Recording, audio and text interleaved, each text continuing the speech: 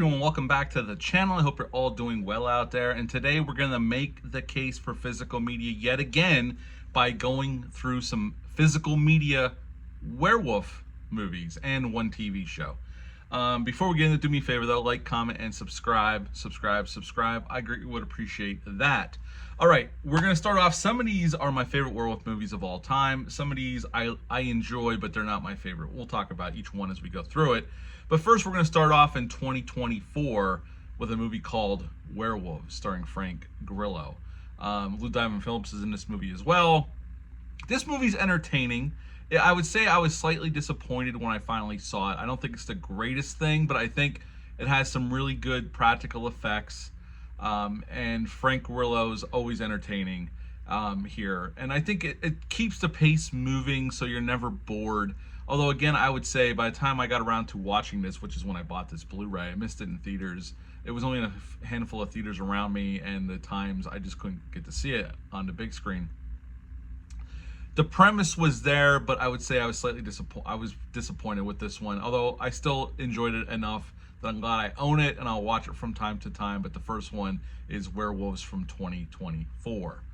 Now, the next one is another one that's divisive. I know a lot of people don't like this one. I don't mind it. I don't love it, but I don't mind it. And that one is the Wolfman remake from 2025, written and directed by Lee Whannell. I like this one to a point. It's not better than the original. They treat it a lot different. The lycanthropy is treated different. It's more like a disease in this film. It truly, because he looks like, as he's devolving, it looks like he's ill with some kind of illness, and which he is. Lee Whannell treats it differently in this movie, but I don't mind it. I don't think this is a dumpster fire a lot of people claim it is. I understand why it's divisive in terms of the practical effects. I think the practical effects are well done, but I know that the werewolf design is not, a lot of people had a problem with it. I'm not big on it, but I still kind of like this movie. So the 2025 remake of Wolfman is another one I own, and I have this 4K disc right here. We put that over here. The next one up, we're going to go back to absolute classic territory, to 1941's the original The Wolfman. I really like this film. It still holds up. The sets, the gothic nature of it, the tragedy of Larry Talbot, what happens to him. I really like this film. I did a review on it last year for Halloween. It still holds up. It looks great on 4K. Those sets, the fog, everything just really sell it. And this is an absolute classic, so this is another one I own on 4K, The Wolfman from 1941. The next one, I don't know how many people have ever seen this one. It's a TV movie, this one. And I remember seeing this at some point when I was younger on TV. At some point, they used to rerun those TV movies. They would usually appear on a major network, and then they would be rerun at certain points on cable networks. This one is no different. I saw it at some point, and this one's called Moon of the Wolf. This one dropped on TV in 1972. This one's a short watch. I think it's only like an hour and 15 minutes long. I think it's really well done for what it is. It was a low-budget affair. But there's some good acting in it. The werewolf makeup's not the greatest, but I do like the story. If you've never seen it, I highly recommend it. I do not know if it's streaming anywhere. I picked up this DVD off of eBay. That's how I own it. But I like this movie. It's a fun, quick watch, and you could do a hell of a lot worse. So Moon of the Wolf from 1972. Next up is probably one people would probably consider top 3 best werewolf movies of all time, and I would tend to agree with them. Or maybe even your favorite werewolf movie of all time, and that one is An American Werewolf in London. I have the Arrow 4K disc, special edition, and I have it signed by David Naughton. It's hard to see with the light, but I did have David Naughton sign this a few years ago at Carolina Fear Fest. I just got to see this in the theaters with my son last month. Fangoria at Regal Cinema the 13th of every month. They're going to run a classic horror film, and this is what they were playing, and it was played great on the big screen. And what else could be said about this movie? It's a great film with one of the best transformation scenes, or the best transformation scene of a werewolf on screen ever, done by the great Rick Baker. John Landison's direction is on point. Griffith Dunn's great in it. Jenny Otter's great in it. The cast is wonderful. I love this movie, so another one that I own in 1981's An American Werewolf in London. And this 4K looks fantastic. If you don't have it, I still believe you can still get a 4K from Arrow, and it looks amazing. The next one up is another 1981 werewolf film, and another one that's considered a classic in the subgenre of horror, and that one is Joe Dante's The Howling, based off the book by Gary Brandinger. They definitely switched things up from the book. I've read all 3 books, but I still love this adaptation. This is one that Dee Wallace is the lead here, and she's fantastic. It's a great cast of known character actors. Joe Dante's always great at doing that. And it has some wonderful makeup effects. Started by Rick Baker, but finished by Rob Bottin, who would go on to do The Thing after this. Wonderful makeup effects. I love the design of the werewolf. I actually, even though I love An American Werewolf in London, I'm just going to say, I love the werewolf that stands on 2 legs. That's my favorite kind of werewolf, and this one has that, and I love the werewolf design in this film. I would say American Werewolf in London is a slightly better movie than this one, but this is still a classic and one I really, really like. The Howling is one I have on Blu-ray, but you can't get the 4K on Amazon. They do have that on sale quite a bit. If you keep an eye out, you can get that 4K if you like this movie for about 15, 16 bucks.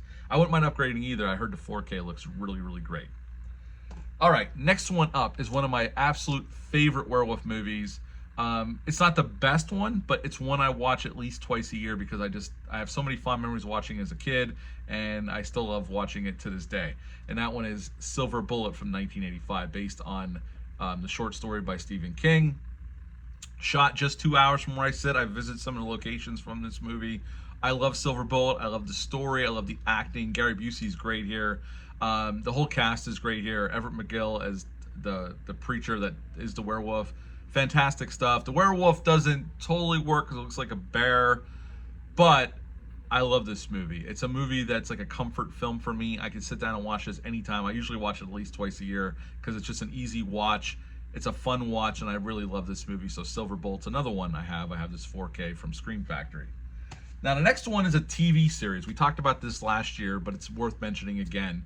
And you can get this these Blu-rays on eBay if you so choose, but you can watch this series for free on YouTube, as I went over in the past. And it's a fantastic series, and that one is called, funny enough, just Werewolf. This series aired in 87, 88. This was one of the first shows the Fox television network ever produced. This is one of the shows in our inaugural run of starting that network.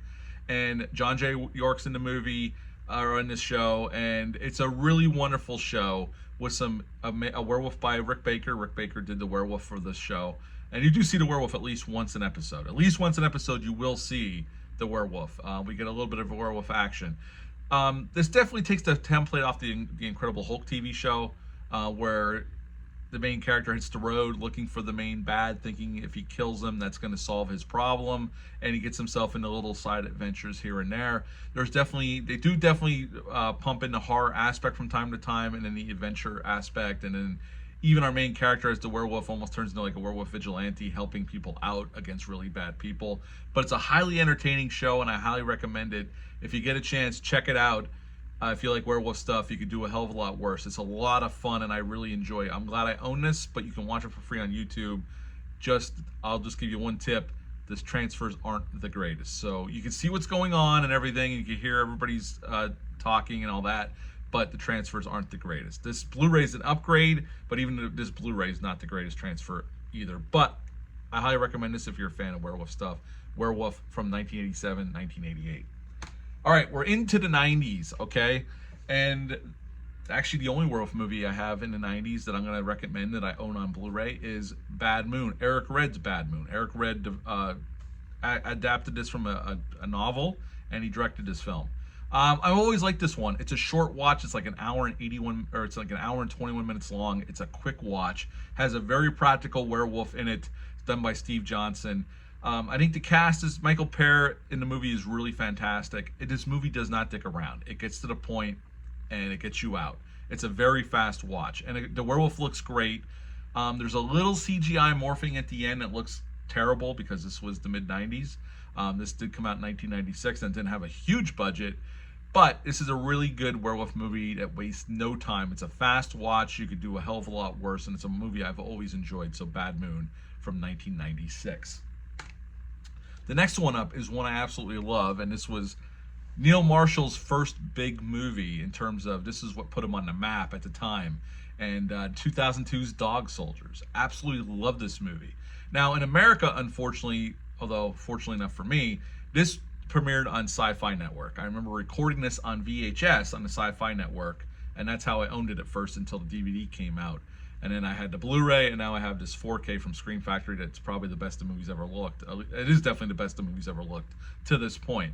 Fantastic werewolf movie about a group of soldiers in Scotland going out for a training exercise, and what they don't know is they're being used as bait by these special forces guys for these werewolves that they're trying to catch and study and use as a weapon. And it's a really cool movie. It's fast-paced. There's a lot of action, and yeah, one of my favorite werewolf movies of all time, Dog Soldiers from 2002.